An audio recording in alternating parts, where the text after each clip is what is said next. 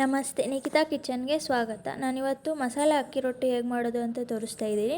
ಹಾಗೆ ನೀವು ಇನ್ನೂ ನನ್ನ ಚಾನಲ್ ಸಬ್ಸ್ಕ್ರೈಬ್ ಮಾಡ್ಕೊಂಡಿಲ್ಲ ಅಂದರೆ ಇವಾಗಲೇ ಸಬ್ಸ್ಕ್ರೈಬ್ ಮಾಡ್ಕೊಳ್ಳಿ. ಹಾಗೆ ನಿಮ್ಮ ಫ್ರೆಂಡ್ಸ್ಗೆಲ್ಲ ಶೇರ್ ಮಾಡಿ.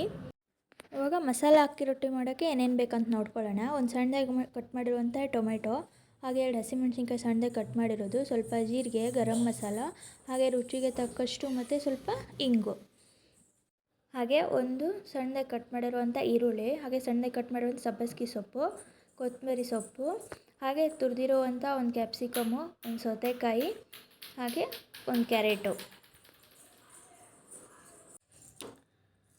ಹಾಗೆ 2 ಬೌಲ್ ಅಕ್ಕಿ ಹಿಟ್ಟು ತೋರಿಸ್ತಾ ಇದ್ದೇನಲ್ವ, ಆ ಬೌಲಿಂದ 2 ಬೌಲ್ ಅಕ್ಕಿ ಹಿಟ್ಟು ತೊಗೊಂಡಿದ್ದೀನಿ. ಇವಾಗ ಹೇಗೆ ಮಾಡೋದಂತ ನೋಡೋಣ. ಒಂದು ಪಾತ್ರೆ ತೊಗೊಂಡಿದ್ದೀನಿ, ಅದಕ್ಕೆ ಎಲ್ಲ ತರಕಾರಿನೂ ಹಾಕೋತಾ ಇದ್ದೀನಿ ನೋಡಿ. ಕ್ಯಾರೆಟು, ಸೌತೆಕಾಯಿ, ಕ್ಯಾಪ್ಸಿಕಮ್ಮು, ಸಬ್ಬಸಿಗೆ ಸೊಪ್ಪು ಮತ್ತು ಈರುಳ್ಳಿ, ಹಾಗೆ ಕೊತ್ತಂಬರಿ ಸೊಪ್ಪು,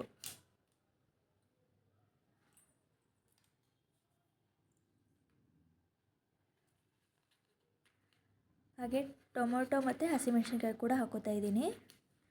ಸಣ್ಣದಾಗಿ ಕಟ್ ಮಾಡಿರುವಂಥ ಹಸಿಮೆಣ್ಸಿನ್ಕಾಯಿ ತುಂಬ ಸಣ್ಣದಾಗಿ ಕಟ್ ಮಾಡ್ಕೊಳ್ಳಿ, ಇಲ್ಲಾಂದರೆ ತಿನ್ನುವಾಗ ಖಾರ ಜಾಸ್ತಿ ಆಗಿಬಿಡುತ್ತೆ. ಇವಾಗ ಎಲ್ಲನೂ ತರಕಾರಿನ ಚೆನ್ನಾಗಿ ಮಿಕ್ಸ್ ಮಾಡ್ಕೊಳ್ಳಿ. ಇವಾಗ ನೋಡಿ ಎಲ್ಲ ತರಕಾರಿನೂ ಚೆನ್ನಾಗಿ ಮಿಕ್ಸ್ ಆಗಿದೆ. ಇವಾಗ ಇದಕ್ಕೆ ಸ್ವಲ್ಪ ಉಪ್ಪು ಹಾಕೋತಾ ಇದ್ದೀನಿ ನೋಡಿ. 1 ಸ್ಪೂನ್ ಹಾಕೋತಾ ಇದ್ದೀನಿ, ರುಚಿಗೆ ತಕ್ಕಷ್ಟು ನೋಡ್ಕೊಂಡು ಹಾಕ್ಕೊಳ್ಳಿ. ಹಾಗೆ 1.5 ಸ್ಪೂನು ಗರಂ ಮಸಾಲ ಕೂಡ ಹಾಕೋತಾ ಇದ್ದೀನಿ.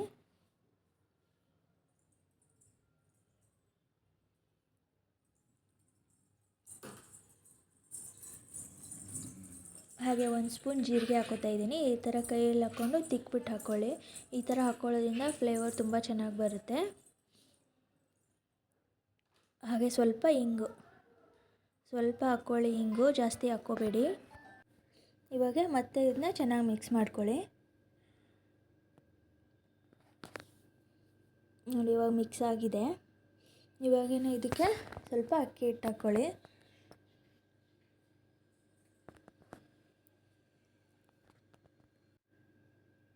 ಚೆನ್ನಾಗಿ ಮಿಕ್ಸ್ ಮಾಡ್ಕೊಳ್ಳಿ. ಸೌತೆಕಾಯಿ ಮತ್ತು ಟೊಮೊಟೊ ಅಲ್ಲಿ ನೀರಿನ ಅಂಶ ಜಾಸ್ತಿ ಇರೋದ್ರಿಂದ ಅದರಲ್ಲೇ ಅರ್ಧ ಹಿಟ್ಟು ಮಿಕ್ಸ್ ಮಾಡ್ಕೋಬೋದು ನೋಡಿ. ಅರ್ಧ ಹಿಟ್ಟು ತರಕಾರಿಯಲ್ಲಿರೋ ನೀರಿಂದನೇ ಅರ್ಧ ಮಿಕ್ಸ್ ಆಗಿದೆ. ನಾವು ಫಸ್ಟಿಗೆ ನೀರು ಹಾಕ್ಕೊಂಡು ನಾದ್ಕೊಳ್ಳೋಕೆ ಹೋದರೆ ಹಿಟ್ಟು ಅಳಕಾಗ್ಬಿಡುತ್ತೆ. ಅದಕ್ಕೋಸ್ಕರ ತರಕಾರಿಲಿ ಎಷ್ಟಾಗುತ್ತೋ ಅಷ್ಟು ಚೆನ್ನಾಗಿ ನಾದ್ಕೊಳ್ಳಿ. ಕಡಿಮೆ ಆದರೆ ಮಾತ್ರ ನೀರು ಹಾಕ್ಕೊಳ್ಳಿ.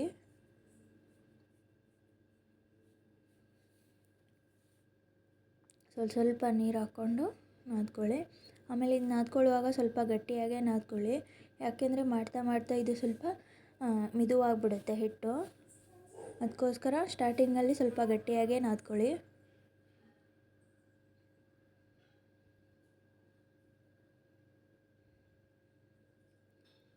ತುಂಬ ಚೆನ್ನಾಗಾಗುತ್ತೆ, ಒಂದ್ಸರಿ ಟ್ರೈ ಮಾಡಿ.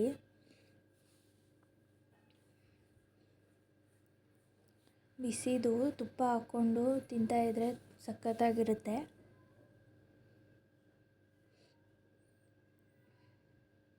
ನೋಡಿ ನಾದ್ಕೊಂಡಿನಿ.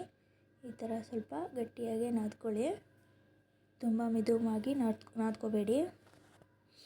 ಇವಾಗ ಮುಚ್ಚಿಬಿಟ್ಟು ಇಟ್ಬೇಡಿ, ಒಂದು 5 ನಿಮಿಷ ಅಷ್ಟೇ, ಜಾಸ್ತಿ ಹೊತ್ತು ಬೇಡ.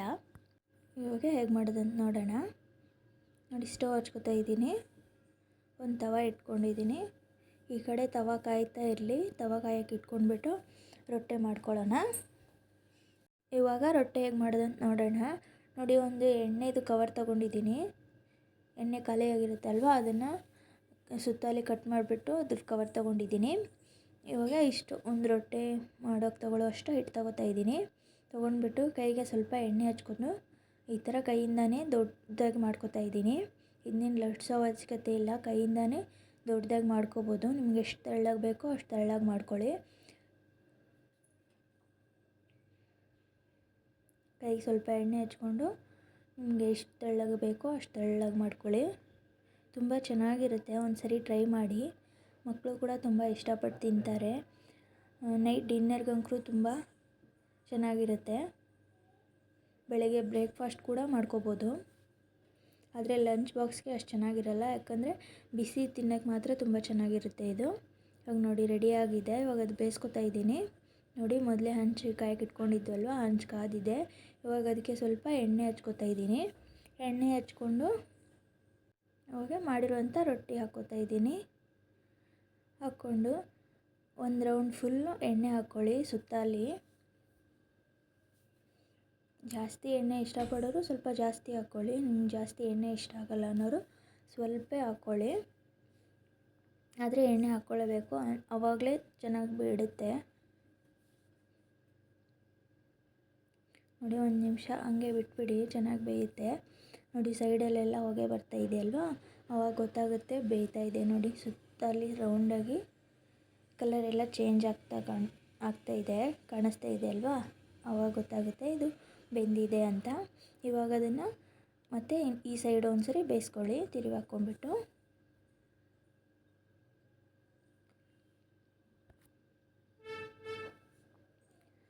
ತುಂಬ ಚೆನ್ನಾಗಾಗುತ್ತೆ ಇದು, ಸರಿ ಟ್ರೈ ಮಾಡಿ.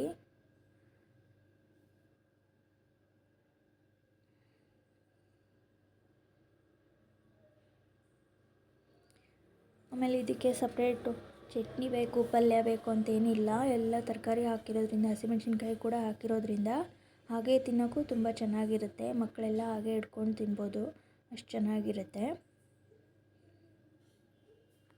ಇವಾಗ ಮನೇಲಿ ಯಾವುದಾದ್ರೂ ಚಟ್ನಿ ಇರುತ್ತಲ್ವ, ಕಡಲೆ ಚಟ್ನಿ, ಪುಟಾಣಿ ಚಟ್ನಿ, ಯಾವುದಾದ್ರು ಚಟ್ನಿ ಇದ್ದರೂ ಅದ್ರ ಜೊತೆನೇ ತಿನ್ಬೋದು. ಪ್ರತ್ಯೇಕವಾಗಿ ಇದಕ್ಕಾಗಲೇ ಅಂತ ಚಟ್ನಿ ಮಾಡೋ ಅವಶ್ಯಕತೆಯೂ ಇರೋದಿಲ್ಲ.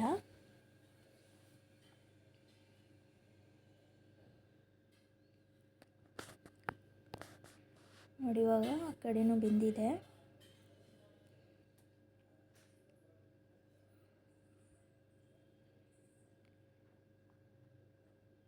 ಚೆನ್ನಾಗಿ ಬೇಯಿಸ್ಕೊಳ್ಳಿ.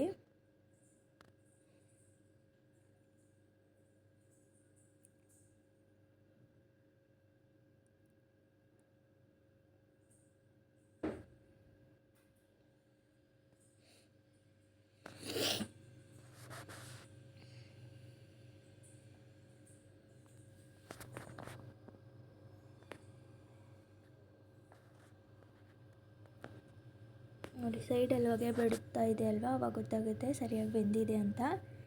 ನೀಟಾಗಿ ನೋಡಿ ಈ ಥರ ಕಲರ್ ಚೇಂಜ್ ಆಗೋವರೆಗೂ ಚೆನ್ನಾಗಿ ಬೇಯಿಸ್ಕೊಳ್ಳಿ. ಮತ್ತೆ ತಿರುವಿ ಹಾಕ್ತಾ 2 ಸೈಡು ಚೆನ್ನಾಗಿ ಬೇಯಿಸ್ಕೊಳ್ಳಿ. ತುಂಬ ಕ್ರಿಸ್ಪಿಯಾಗೂ ಬರುತ್ತೆ, ಇದು ಚೆನ್ನಾಗಿರುತ್ತೆ.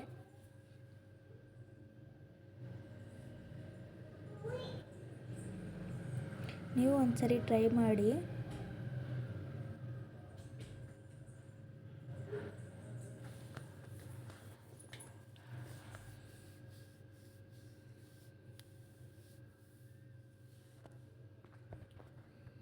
ಇವಾಗ ನೋಡಿ 2 ಸೈಡು ಚೆನ್ನಾಗಿ ಬೆಂದಿದೆ, ರೆಡಿ ಆಯಿತು ನೋಡಿ ಅಕ್ಕಿ ರೊಟ್ಟಿ. ಇಷ್ಟೇ, ತುಂಬ ಈಸಿಯಾಗಿ ಮಾಡ್ಬೋದು.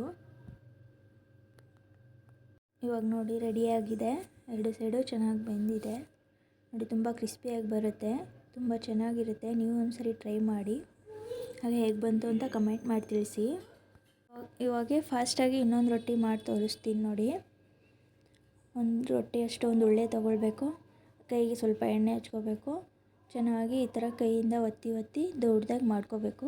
ನಿಮ್ಗೆ ಎಷ್ಟು ತೆಳ್ಳಗೆ ಬೇಕೋ ಅಷ್ಟು ತೆಳ್ಳಗೆ, ಅಷ್ಟು ದೊಡ್ಡದಾಗಿ ಮಾಡ್ಕೊಳ್ಳಿ. ಇವಾಗ ಹಂಚು ಕಾದಿದೆ, ಇವಾಗ ಅದಕ್ಕೆ ಸ್ವಲ್ಪ ಎಣ್ಣೆ ಹಚ್ಕೊಳ್ಳಿ. ಎಣ್ಣೆ ಹಚ್ಕೊಂಡ್ಬಿಟ್ಟು ಮಾಡಿರೋವಂಥ ರೊಟ್ಟಿನ ಹಾಕ್ಕೋತಾ ಇದ್ದೀನಿ. ಹಾಕ್ಕೊಂಡ್ಬಿಟ್ಟು ಸುತ್ತಲಿ ಸ್ವಲ್ಪ ಎಣ್ಣೆ ಹಾಕ್ಕೋತಾ ಇದ್ದೀನಿ.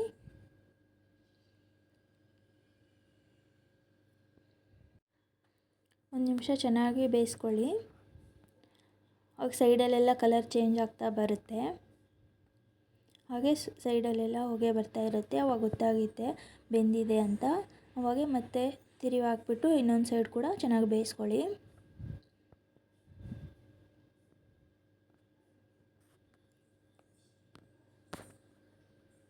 ಇವಾಗ ನೋಡಿ 2 ಸೈಡು ಬೆಂದಿದೆ, ಆದರೆ ಇನ್ನೂ ಸ್ವಲ್ಪ ಕ್ರಿಸ್ಪಿಯಾಗಿ ಬೇಕು ಅಂತ ನಾನು ಇನ್ನೊಂದು ಸರಿ ಮತ್ತೆ ತಿರುವಿ ಹಾಕ್ಬಿಟ್ಟು ಚೆನ್ನಾಗಿ ಬೇಯಿಸ್ಕೊತಾ ಇದ್ದೀನಿ. ಈ ಥರ ಪದೇ ಫ್ರಂಟು ಬ್ಯಾಕು ಬೇಯಿಸ್ಕೊಳ್ಳೋದ್ರಿಂದ ರೊಟ್ಟಿ ಸಹ ಚೆನ್ನಾಗಿ ಬೇಯುತ್ತೆ, ಹಾಗೆ ಕ್ರಿಸ್ಪಿಯಾಗಿ ಬರುತ್ತೆ.